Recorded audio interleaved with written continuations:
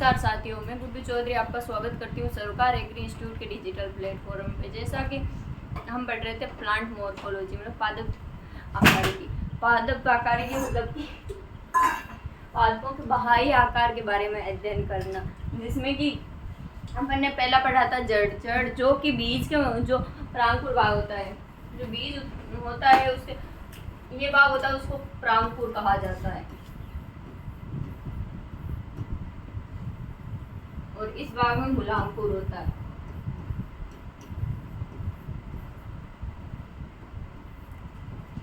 बीज का जो मूलांकुर भाग होता है इसी से जड़ का निर्माण होता है। और जड़ जो कि धनात्मक गुरुत्वानुवर्ती और ऋणात्मक प्रकाशानुवर्ती होती है। जड़ होती है वो मतलब जल व खनिज लवणों का अवशोषण करती है और पादप के विभिन्न भागों तक पहुंचाने का कार्य करती है।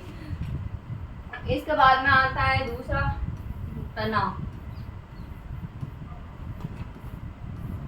जो कि बीज के परांकुर भाग से बनता है। तना होता है जो कि पादप को यांत्रिक सहारा देने का कार्य करता है। वे जो पत्ती द्वारा प्रकाश संश्लेषण से भोजन बनता है उसको जड़ तक, वे जड़ से जो जल व खनिज लवणों का अवशोषण होता है वो पत्ती तक मतलब पादप के विभिन्न भागों तक पहुंचाने का कार्य होता है, वो तने का होता है।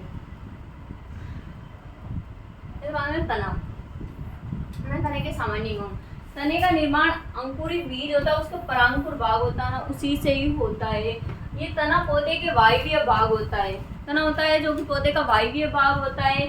और ये तना होता है जो कि धनात्मक प्रकाशानुवर्ती व ऋणात्मक गुरुत्वानुवर्ती होता है। तने पर पर्व व पर्व संधियां तथा कलिकाएं उपस्थित होती है। जो तना होता है उस पर पर्व व पर्व संधियां पाई जाती है और कलिकाएं भी पाई जाती है। जबकि जड़ होती है उस पर पर्व संधियां नहीं पाई जाती है। इसके बाद में कलिकाएं दो प्रकार की होती है, अग्रस्थ कलिकाएं व ककस्थ कलिकाएं। मतलब सबसे बड़ी कलिका होती है वो होती है पत्ता गोभी की कलिका। मतलब जो सबसे बड़ी कलिका होती है वो है पत्ता गोभी की कलिका। उसमें बाद में नवोद्भिद मतलब नया तना हरा व प्रकाश संश्लेषी होता है। जो नया तना होता है जो थोड़े टाइम पहले अंकुरित होकर जो तना बनता है वह प्रकाश संश्लेषी होता है और हरा भी होता है। जबकि पुराना तना होता है उसका रंग भूरा होता है और कठोर होता है, वो प्रकाश संश्लेषण नहीं करता क्योंकि उसके पास हरा रंग नहीं होता। उसके बाद में पर्व संधियां।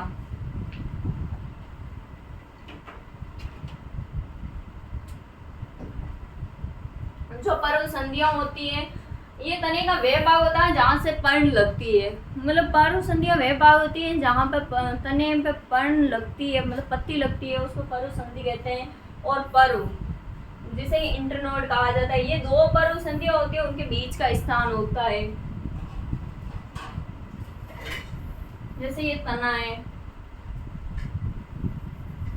इसके इस भाग पर जहाँ पर पत्ती लगती है इस भाग को कहते हैं पर्व संधि। और दो पर्व संधियों के बीच का जो भाग होता है इसको कहते हैं पर्व। इसके बाद में ककस्थ कलिका। ककस्थ कलिका से पर्ण में पुष्प तथा नई शाखाओं का निर्माण होता है। जो ककस्थ कलिका होती है उससे ही पर्ण, पुष्प तथा नई शाखा का निर्माण होता है। इसके बाद में होता है तने के कार्य। तने का क्या कार्य? तने का मुख्य कार्य पादप की शाखाएं होती है उनका निर्माण करना। जो तने का सबसे महत्वपूर्ण कार्य है वह है पादप की जो शाखाएं होती है उनका निर्माण करना, जल में खनिज लवण तथा प्रकाश संश्लेषित उत्पाद होते हैं उनका संवहन करना मतलब परिवहन करना। इसके अलावा तना भोजन संग्रहण, प्रकाश संश्लेषण और यांत्रिक सहारा देने, सुरक्षा देने का कार्य भी करता है और कायिक जनन का कार्य भी करता है। मतलब कि जो तना होता है वो मतलब प्रकाश संश्लेषण, जब तक जो तना नया होता है वह हरा व प्रकाश संश्लेषण का कार्य करता है। उसके बाद भोजन संग्रहण, तने में भोजन का संग्रहण भी होता है। उसके बाद सहारा देना, तना होता है जो कि पादप को सहारा देता है। और कायिक जनन मतलब तने के किसी एक भाग को ऐसे दूसरे पादप का निर्माण भी कर सकते हैं। जैसे अलैंगिक जनन होता है उसमें कायिक भाग से ही नए पादप का निर्माण किया जाता है, उसमें तने का प्रयोग किया जाता है। उसके बाद है तने के रूपांतरण। तने के रूपांतरण 3 प्रकार के होते हैं, भूमिगत तने, अर्धवायवीय तने और वायवीय तने। इसमें पहला है भूमिगत रूपांतरण।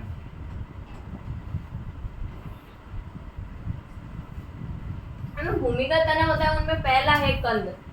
ये भी 4 प्रकार के होते हैं, कंद, परकंद, सलकंद।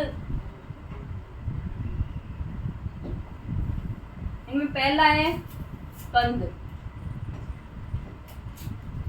और घनकंद। इनमें है पहला कंद। कंद के बाद ये होता है भूमिगत तने की शाखाएं जो भोजन संग्रहण कर फूल जाती है, जिन्हें कंद कहा जाता है। मतलब जो तने का वह भाग जो भूमिगत होता है और भोजन का संग्रहण करके फूल जाता है, उसे कंद कहा जाता है। इसमें आता है आलू। इसका एग्जाम्पल है आलू। मतलब आलू की आंखों को कफस्थ कलिका कहा जाता कहते हैं। मतलब आलू की जो आंख होती है, आलू में जो छोटी छोटी बड पाई जाती है, उनको ही कफस्थ कलिका कहा जाता है। उसके बाद में सेकेंड है परकंद, जिसे राइजोम भी कहा जाता है। ये भूमिगत तना जो कि जमीन के नीचे क्षैतिज वर्ती करता है, जिस पर स्पष्ट रूप से पर्व संधियां तथा कफस्थ कलिकाएं होती है। ये जो परकंद तना होता है, मतलब तने का रूपांतरण है जो परकंद, ये भूमि के अंदर क्षैतिज वर्ती करता है। इस पे पर्व संधियां होती है और ककस्थ कलिकाएं होती है, वो स्पष्ट रूप से होती है। इसमें आता हल्दी, अदरक। इसमें जो तना होता है ये भूमि में क्षैतिज वृद्धि करता है तथा इन पर जो पर्व संधियां होती है वो स्पष्ट रूप से दिखाई देती है। इसमें हल्दी और अदरक। अदरक जिसको कि जिंजीबर ऑफिसियरेस कहा जाता है, और हल्दी जिसे कुरकुमा डोमेस्टिका और कुरकुमा लोंगा, 2 नाम है हल्दी के, कुरकुमा डोमेस्टिका और कुरकुमा लोंगा। इसी मान तीसरा है कोर्म, जिसे घनकंद भी कहा जाता है। घनकंद संरचना में परकंद जैसा ही होता है, परंतु इसकी वृद्धि ऊर्ध्वाधर होती है। मतलब परकंद था, उसकी जो वृद्धि थी वो क्षैतिज हो रही थी, जबकि घनकंद है इसकी वृद्धि होती है वो की ऊर्ध्वाधर होती है। इसमें आता है अरबी और जमीकंद और केसर। इसके बाद चौथा है सलकंद, बल्ब। सलकंद तना अत्यधिक हासित होता है तथा संघनित होकर डिस्क के समान हो जाता है। जो सलकंद होता है ये अत्यधिक हासित होता है तथा संघनित होकर डिस्क के समान बन जाता है। सलकंद तने पर मांसल पत्तियां चक्र में लगी रहती है। ये जो सलकंद तने होते हैं इनमें जो मांसल पत्तियां होती है वो चक्र के रूप में लगी हुई होती है, मतलब एक के बाद एक लगी हुई होती है। जैसे कि प्याज और लहसुन। मैंने देखा है कि प्याज पर एक लेयर के बाद दूसरी लेयर पाई जाती है।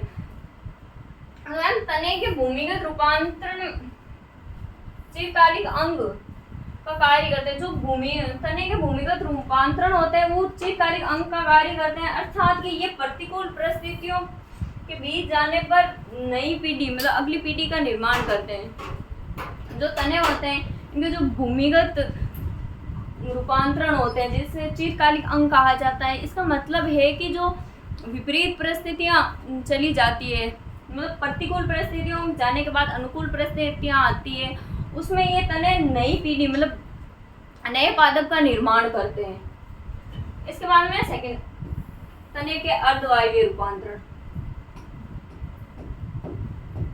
भूमिगत रूपांतरण देख लिया, उसके बाद में तने के अर्धवायवीय रूपांतरण। इसमें पहला है ऊपरी भूस्तारी, जिसे रनर्स भी कहा जाता है। तना लेटा हुआ होता है जो जमीन पर रेंगते हुए क्षैतिज वृद्धि करता है। जो ऊपरी भूस्तारी होता है इसमें जो तना होता है वो जमीन पर लेटा हुआ रहता है और क्षैतिज वृद्धि करता है। रनर्स के प्रत्येक पर्व संधि से जड़ व पत्तियां निकलती है। जो रनर्स होती है वो जो भूमि होती है उस पर लेटा हुआ रहता है, और इसकी जो प्रत्येक पर्व संधियां होती है उनसे जड़ें निकलती है। मतलब ये जो प्रत्येक पर्व संधियां इनसे जड़ें निकलती है। जैसे घास और स्ट्रॉबेरी, जैसे हमने देखा है घास जो कि जमीन पर ऐसे लेटे हुए रहती है और उसकी जो प्रत्येक पर्व संधि है उससे नई जड़ों का निर्माण होता रहता है। उसके बाद सेकंड है भूस्तारी। ये तने का आधारी भाग होता है जो शाखाएं निकलती है मतलब इसमें तने के आधारी भाग से होती है जो कि शाखाएं निकलती है जो चाप बनाती है और जमीन को छूती है, जैसे पुदीना, चमेली। इसमें होता है जो कि आधारी भाग होता है उससे शाखाएं निकलती है और जमीन को छूती रहती है। उसके बाद में इसके एग्जाम्पल है पुदीना और चमेली। इसके बाद में अगला है अंत्यभूस्थारी, जिसे सकर्ष भी कहा जाता है। ये भूमिगत तने से शाखाएं निकलती है जो कुछ समय तक क्षैतिज वृद्धि कर जमीन के ऊपर निकल आती है। ये भूमिगत तने होते हैं जिनमें शाखाएं निकलती है जो कुछ समय तक क्षैतिज वृद्धि करती है। मतलब ये तना होता है जो कुछ समय तक तो क्षैतिज वृद्धि करता है, उसके बाद में ये जमीन से ऊपर निकल आता है। इसमें आता है क्राइसैंथेमम, अनानास, केला, मतलब गुलदाउदी, अनानास, केला। उसके बाद में चौथा है भूस्थारी का ऑफसेव। इसमें छोटे छोटे परु पर उपास्थि होते, मतलब परु संधियों पर गुलाबवंत पत्तियां पाई जाती है। जो छोटे छोटे परु उपस्थित होते हैं और इनमें परु संधियां होती है उन पर गुलाबवंत पत्तियां पाई जाती है। इनमें एग्जाम्पल होते हैं जलकुंभी, आइकार्निया, जिसे बंगाल का आतंक भी कहा जाता है, और पिस्टिया, जलकुंभी और पिस्टिया। इसमें जलकुंभी होती है उसे आइकोर्निया कहा जाता है, इसे बंगाल का आतंक भी कहा जाता है। इसके बाद तीसरा भाग है तने के वायवीय रूपांतरण।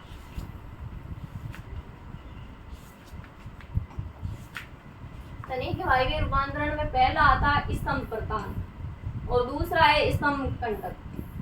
इसमें पहला स्तंभ प्रतान है, इसमें तने का ककस तलिका होती है, वे कुंडली तो पतले धागे के समान संरचना में रूपांतरित होती है। जैसे अंगूर, कुकुरबिटेसिकुल कार्य होता है, आरोहण में सहायता होती है। इसमें जो स्तंभ प्रतान होती है वे पतली व कुंडलित होती है। जैसे हमने अंगूर की बेल होती है, उसमें देखते हैं कि ऊपर चढ़ने के लिए, सहारे के लिए जो ये पतली धागे के समान संरचनाएं होती है, ककस कलिकाएं होती है, वो बेल को ऊपर चढ़ने में सहायता करती है, मतलब आरोहण में सहायता करती है। एग्जाम्पल है अंगूर और कुकुरबिटेसिकुल। कुकुरबिटेसिकुल होता है उसमें ककड़ी, और इनकी जो बेलें होती है खीरा, इनमें ये ककस कलिका होती है जो इनको ऊपर चढ़ने के लिए सहारा देती है। इसके बाद में स्तंभ कंटक। स्तंभ कटक है, उसका विकास ककस कलिका से होता है। जो स्तंभ कटक होता है इसका विकास ककस कलिका से होता है। ये ठोस तथा कठोर होते हैं जो कांटों में रूपांतरित हो जाते हैं। मतलब स्तंभ कटक होते हैं, ये ठोस होते हैं और कठोर होते हैं जो कांटों में रूपांतरित हो जाते हैं। इनका विकास ककस कलिका से ही होता है। कार्य होते हैं जो शाकाहारी जंतु है उनसे रक्षा के लिए।